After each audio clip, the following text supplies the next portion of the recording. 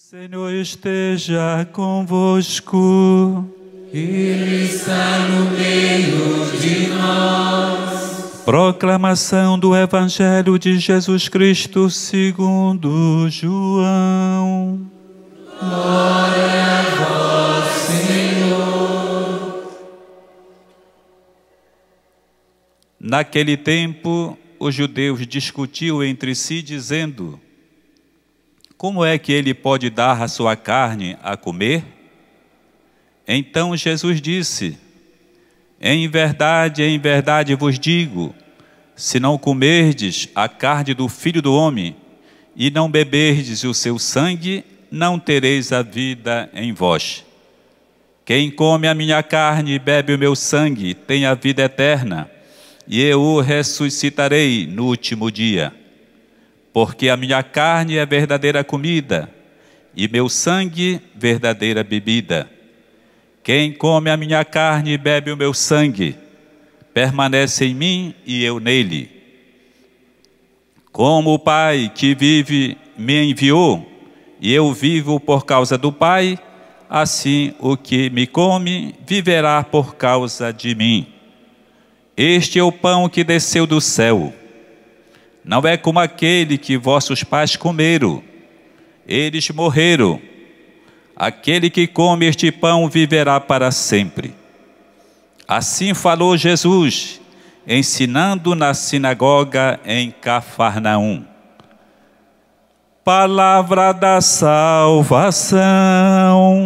Glória a vós, Senhor. Aleluia, aleluia. Aleluia, aleluia. Aleluia, aleluia. Aleluia, aleluia.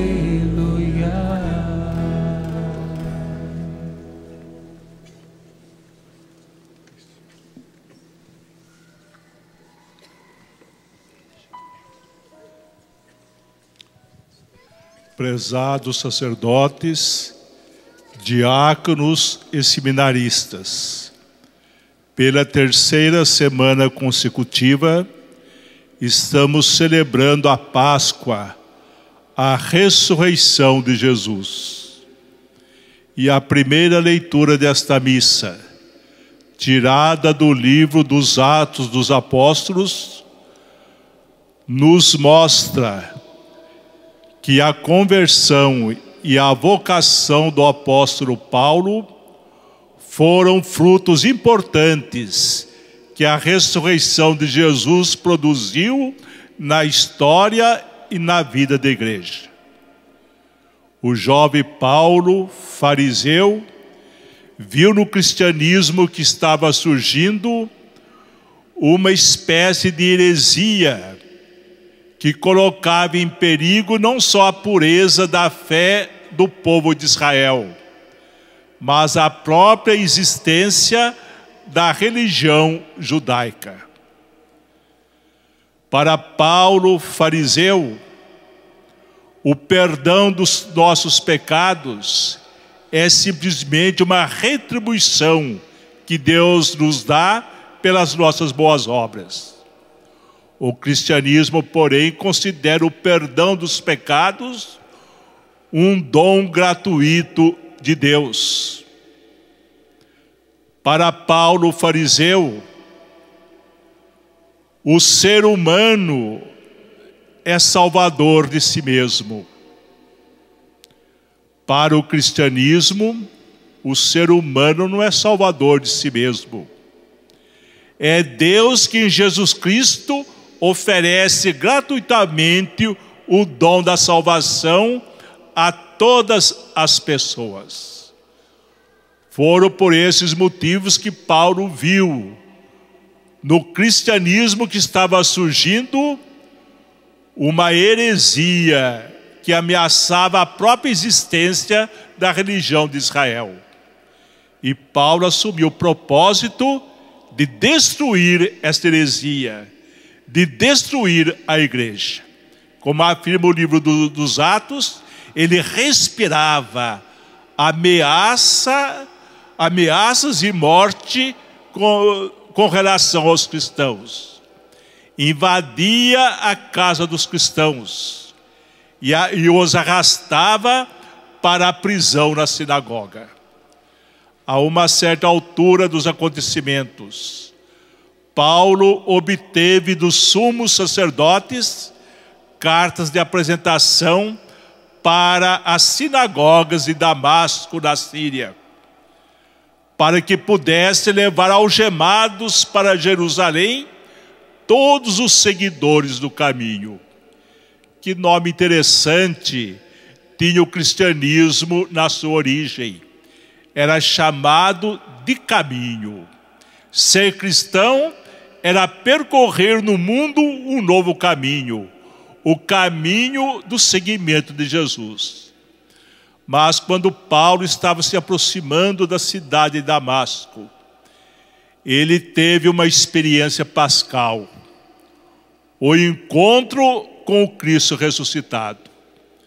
Aos outros apóstolos, o ressuscitado havia aparecido em forma humana. Mas para Paulo, no caminho de Damasco, ele aparece não em forma humana. Em pleno meio-dia, aparece como uma luz resplandecente que envolve Paulo e os seus companheiros. Paulo ouviu uma voz celeste que lhe perguntava: Saulo, Saulo, esse era o seu nome hebraico, por que me persegues? Nesse encontro que Paulo teve com o Cristo ressuscitado no caminho de Damasco, ele fez 3 descobertas importantes. Em primeiro lugar, Paulo descobriu a originalidade de Jesus. Descobriu que Jesus era diferente de todos os profetas e fundadores de religião. Os profetas e fundadores de religião estão mortos, estão encerrados no passado. E Paulo descobriu que Jesus é o ressuscitado. Ele é atual. Ele está vivo e exercendo o seu poder salvífico entre nós. Paulo descobriu também nesse encontro no caminho de Damasco a originalidade da igreja. Ele percebeu logo que a igreja não é uma simples instituição religiosa. A igreja é uma comunidade viva, é uma comunidade de graça e de salvação, porque ela forma uma totalidade, forma um conjunto com Cristo. Mais tarde, Paulo vai chamar a igreja de corpo de Cristo. Paulo estava perseguindo os cristãos, e a voz celeste lhe perguntou: Saulo, Saulo, por que me persegues? Então ele percebeu logo que a igreja está de tal modo unida a Cristo, que perseguir a igreja é perseguir o próprio Cristo. Terceira descoberta que Paulo realizou no caminho de Damasco.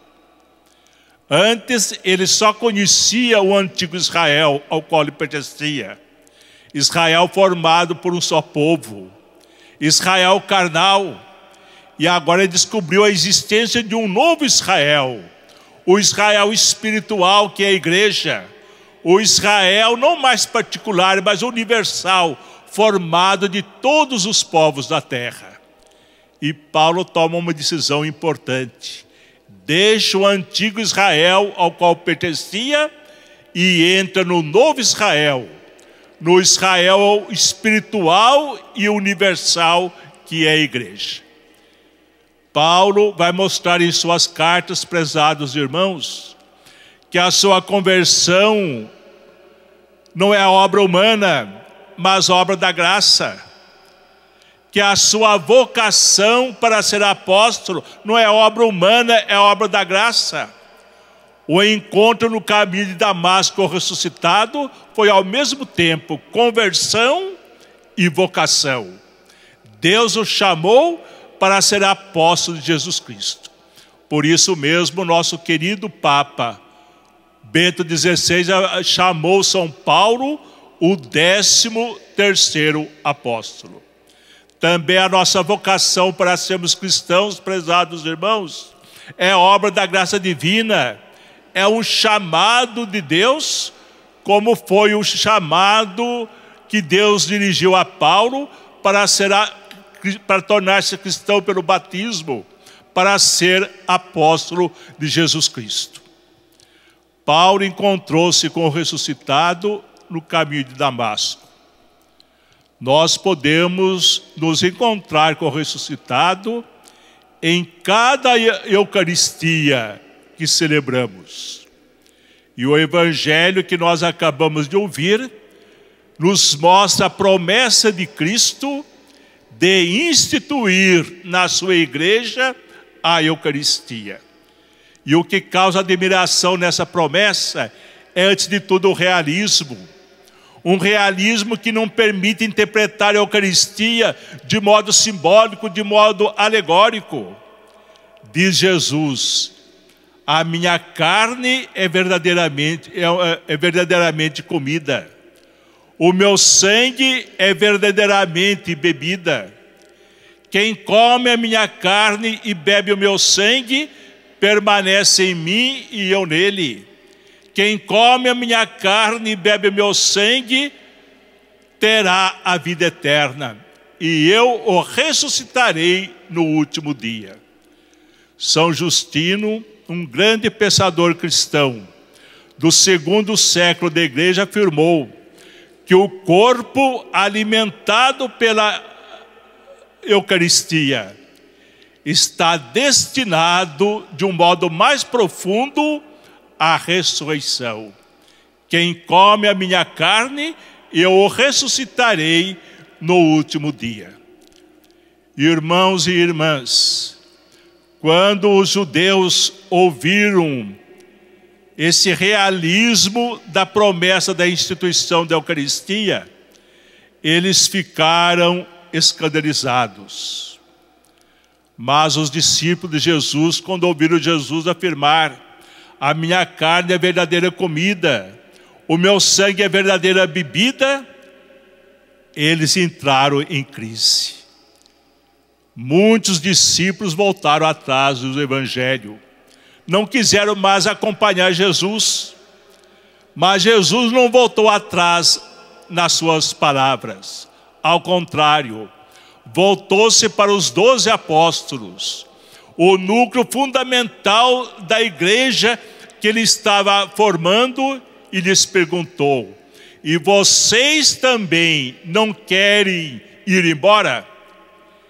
Esta crise entre os discípulos, por causa da promessa da instituição da Eucaristia, foi vencida pela confissão de fé do apóstolo Pedro, o principal apóstolo de Jesus.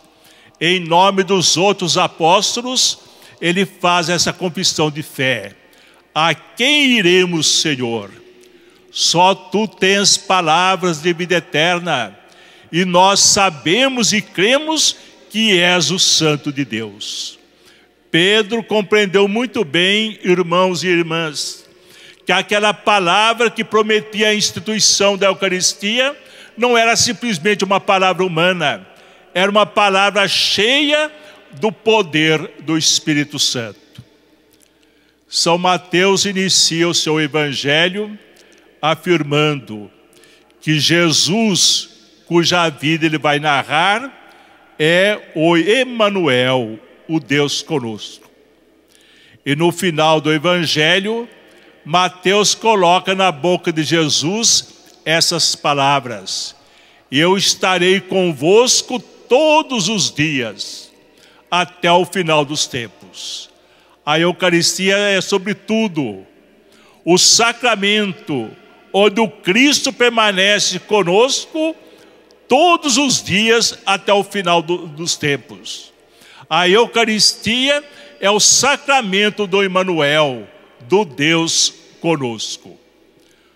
O Papa João Paulo II, beatificado no dia 1º de maio, escreveu a sua última encíclica sobre a Eucaristia, Ecclesia de Eucaristia, a Igreja da Eucaristia.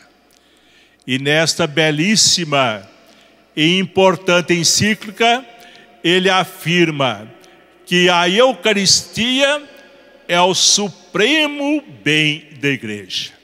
E o Papa tem razão.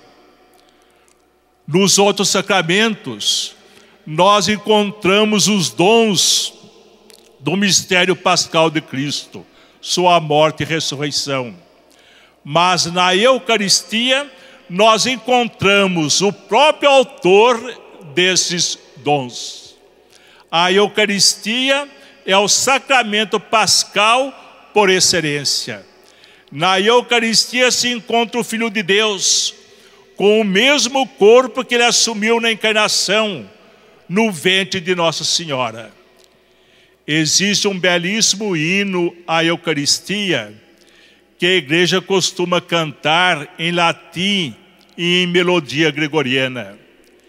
Este hino se inicia com essas palavras: Ave verum corpus natum de Maria Virgine. Eu te saúdo, verdadeiro corpo nascido da Virgem Maria. Irmãos e irmãs, nós podemos repetir essas palavras todas as vezes que participamos da Eucaristia, todas as vezes que contemplamos e adoramos a Eucaristia. Eu te saúdo, verdadeiro corpo nascido da Virgem Maria. A Eucaristia encerra o amor de Cristo por nós chegado ao extremo. São João introduz a celebração da última ceia com essas palavras: Jesus, tendo amado os seus que estavam no mundo, amou-os até o extremo. A Eucaristia é sinal deste amor. Mas a Eucaristia é sinal também da verdade de Deus. Deus é amor. Todas as vezes que participamos da Eucaristia, nós recordamos esta verdade. Deus é amor. E a Eucaristia nos alimenta para que nós possamos amar os outros com amor pascal. Isto é, cada dia gastar um pouco da nossa vida para que o outro seja mais feliz, para que os outros tenham mais vida. Nós estamos celebrando hoje também na liturgia a memória de Nossa Senhora de Fátima. Ela apareceu em 1917, durante a Primeira Guerra Mundial, a 3 pastorinhos em Fátima, Portugal: Francisco, Jacinta e Lúcia. E a mensagem de Fátima é a oração do rosário. Nossa Senhora pediu aos pastorinhos que rezassem o rosário pela conversão dos pecadores. João Paulo II, o beato João Paulo II, escreveu uma belíssima encíclica sobre o rosário. Rosarium Beate Mariae Virginis, o rosário da bem-aventurada Virgem Maria. E ele nos mostra nessa encíclica que o rosário é um resumo do Evangelho. No rosário nós, enquanto saudamos Nossa Senhora, meditamos, contemplamos os principais mistérios da vida de Jesus, desde sua encarnação e nascimento até a sua morte, ressurreição e envio do Espírito Santo. No rosário, irmãos e irmãs, nós contemplamos também os mistérios da vida de Nossa Senhora, como mãe e discípula de Jesus, sobretudo a sua glorificação através da sua assunção ao céu, o corpo que gerou foi o primeiro a participar da glória do corpo que foi gerado. De modo que, rezando o rosário, nós meditamos sobre o Evangelho e somos ajudados pela proteção de Nossa Senhora a obedecer a palavra de Cristo.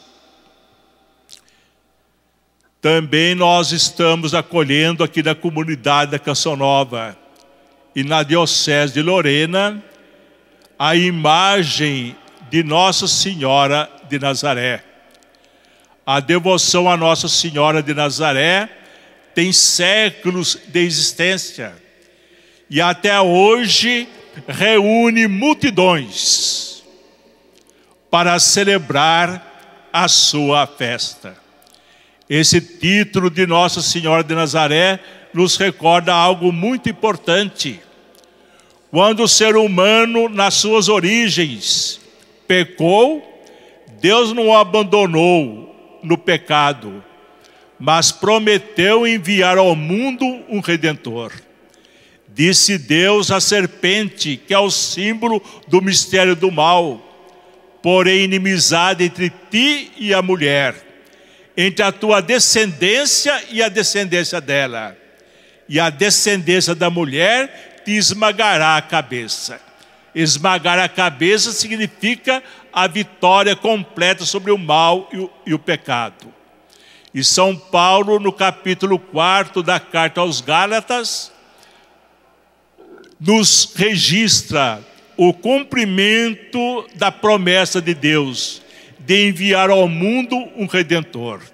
Diz Paulo: quando chegou a plenitude dos tempos, ou seja, o momento mais importante da história da salvação, Deus enviou seu Filho ao mundo, o qual nasceu de uma mulher.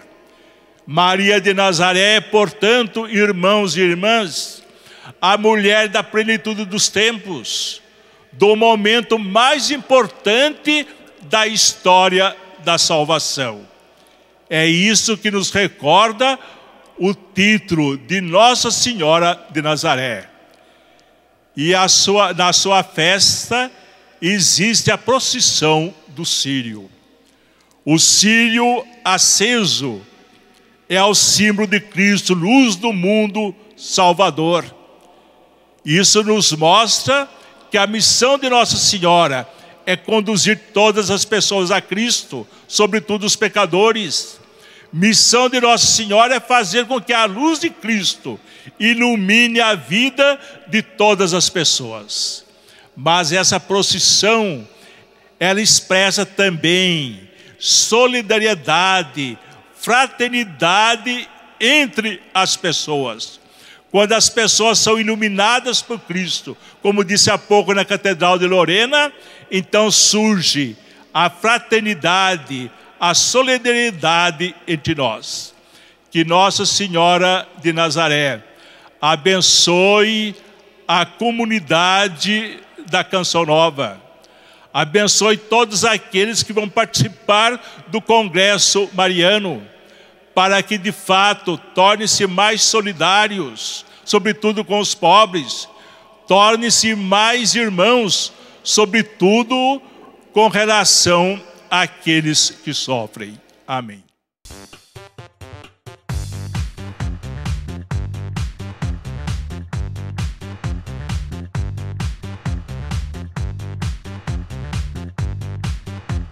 CançãoNovaPlay.com. Assine já!